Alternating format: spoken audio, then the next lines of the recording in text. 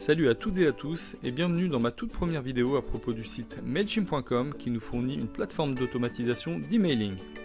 Je vais tenter de vous donner un aperçu rapide mais complet du processus de création d'une campagne d'email qui vous permettra d'envoyer vos mails d'événements ou de promotion à des centaines voire des milliers de destinataires à la fois.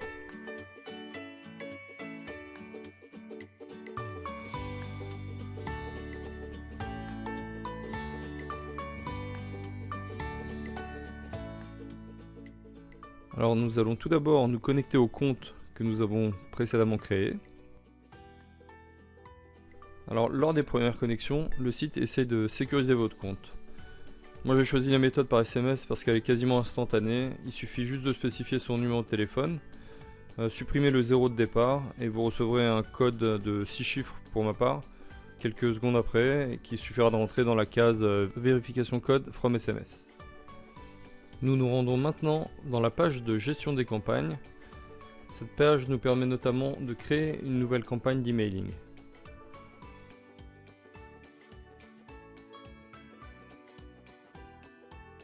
Nous arrivons maintenant sur la page de création du mail. Nous avons les sections qui permettent de déterminer le destinataire, l'expéditeur, le sujet et surtout le contenu de notre mail. Nous allons maintenant cliquer sur les différentes actions qui permettent de définir cet email. Alors Add récipient permet de définir la liste des destinataires de notre email.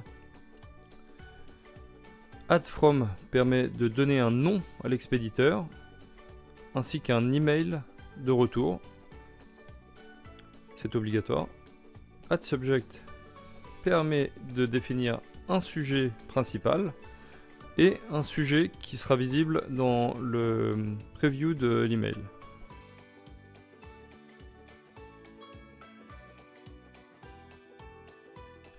La conception du corps de l'email sera détaillée dans une prochaine vidéo. Une fois la conception de votre mail terminée, je vous conseille de passer à l'écran de preview pour visualiser votre mail en mode desktop ou mobile. La fonction inbox étant payante, je ne la détaillerai pas ici.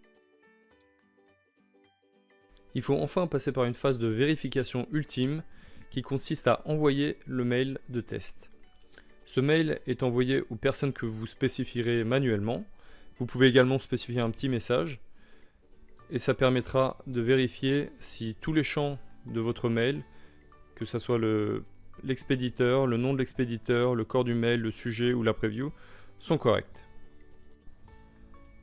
Nous revenons sur cette page pour vérifier une dernière fois les informations saisies et nous voyons que la fonctionnalité d'envoi de mail de test est à nouveau présente.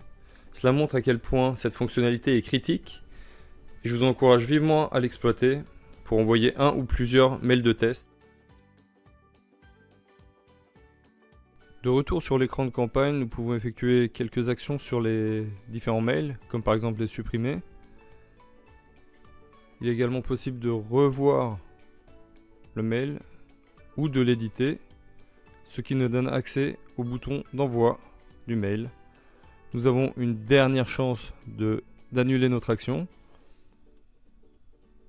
Il suffit de cliquer sur Send Now et c'est parti.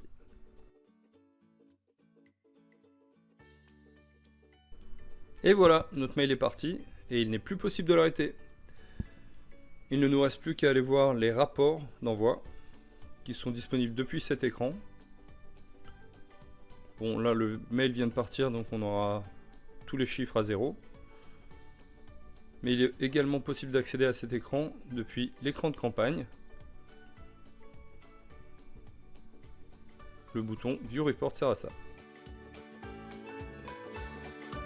Voilà, j'espère que cette vidéo vous a été utile. Si c'est le cas, n'oubliez pas de liker la vidéo. Et si vous souhaitez que je traite d'autres sujets, laissez-moi un commentaire. A bientôt.